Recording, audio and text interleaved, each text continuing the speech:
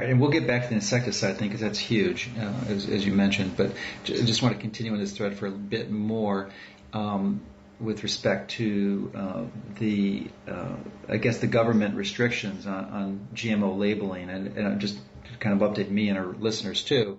What is the current status? Is there a restriction? Is the government preventing food manufacturers from putting this label on their food? Or do they have to put disclaimers on it if it's non-GMO? Well, it's a good question. In 1992, the person in charge of policy at the FDA was going to decide whether GMOs had to be labeled and whether they had to be tested. And the person turned out to be Monsanto's former attorney, later Monsanto's vice president, and now he's the U.S. food safety czar. And he claimed that the agency was not aware of any information showing that the foods created by genetic engineering were significantly different, and therefore no testing and no labeling were required. Now, documents made public from a lawsuit showed that it was a lie, that the policy was clearly fictitious. In fact, the overwhelming consensus among the FDA's own scientists were that genetically modified foods were inherently dangerous and could create allergies, toxins, new diseases, and nutritional problems. And of course they should be labeled because they're a food additive, and food additives that are new and like that should have been labeled. Now, what happened was the FDA was told by the White House, this was the first George Bush White House, to promote the biotechnology industry. And they knew if they labeled it, that most Americans say they wouldn't eat it. And so they ignored the desire of 9 out of 10 Americans in order to support the economic interests of 5 biotech companies. Now, they don't actually say you can't label something as non-GMO, but if you use the word GMO-free, the FDA may jump in because that's saying that it's 100% guaranteed with no GM. And so that's the loophole. And from your perspective, have there been manufacturers or producers of food that have been actively prosecuted for putting GMO-free on their labels? Not prosecuted, but they received the letter. And then they get all nervous, and sometimes they talk to me. But sometimes the letter is just saber-rattling, and sometimes the letter is stronger. But I don't know of any lawsuits. But there's another aspect, and that is there's milk from cows injected with genetically engineered bovine growth hormone. And the Michael Taylor, Monsanto's former attorney, it was a Monsanto product at the time, he wrote a white paper when he was in charge of policy at the FDA suggesting that if any dairy puts a RBGH-free claim on their label, that they should also put a disclaimer saying that according to the FDA, there's no difference in milk from cows supplemented with RBGH compared to those that are not. And because of this was just a suggestion, it wasn't a requirement. But as soon as some companies started to put an RBGH-free label on their product, Monsanto did file lawsuits. And more recently, some states are now requiring companies that if they use an RBGH-free claim, they must put this disclaimer. And they're completely mistaken, thinking that it's an FDA requirement, even though it was just a suggestion by Monsanto's guy in the FDA. So that's the thing we're fighting. And I'll be sure to alert your readers about an issue that we're going to be doing with the Ohio governor, who has the most difficult claim. In fact, it's so difficult for dairies to achieve that many dairies are planning to just eliminate their RBGH-free claim altogether, rather than putting a really large font size on the same side of the package. All these requirements that the Ohio governor, for some reason, is requiring any dairy that sells products in his state to abide by. What a perversion of justice, an absolute perversion. And Michael Taylor, the person you referenced who wrote this, doesn't he have a current position? I thought he was maybe the acting chief of the FDA, or I forget what his position is. Well, he's the deputy commissioner in charge of food safety, and so he is the U.S. food safety czar. Now, okay. I say this I say it as a joke, but it's actually probably true. He is the individual who is responsible for probably more food-related illnesses and deaths than anyone in human history by fast-tracking GMOs, and he's in charge of the U.S. food safety.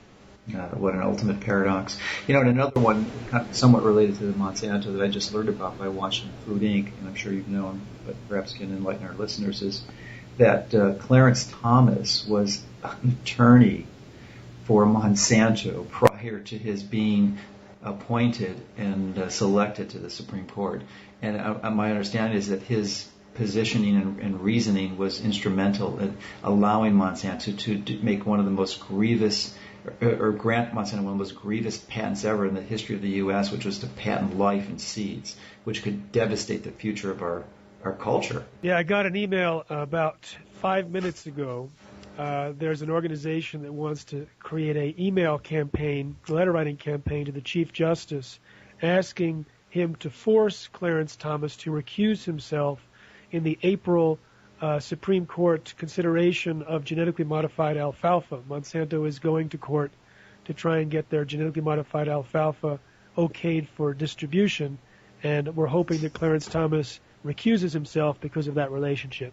Yeah. And I mean, we had other experiences. There's another judge that turned down a request for a class action on the price fixing. Turns out he used to work for Monsanto and never mentioned that and did not recuse himself. That was not the Supreme Court, but another judge. Yeah, it's just shocking. Well, these organizations are large, or powerful. They have quite a large number of resources and multi-billion-dollar corporations, but they're still relatively few. And I think the exciting thing, and we don't want to just be shouting alarm bells and scaring people, but the exciting component is that when we have educated researchers and that can document this, and we have tools and outlets like our website and others, that we can spread the information, we can share it, and if we are able to inform and educate a tipping point of consumers, and I don't know whether it is 10, 15, 25% of the nation starts to understand this, there's no way they're going to get away with this. There is just no way. So I think that it's need to be reminded that even though these travesties occur and have occurred and continue to occur, that as more of us become educated and educate others,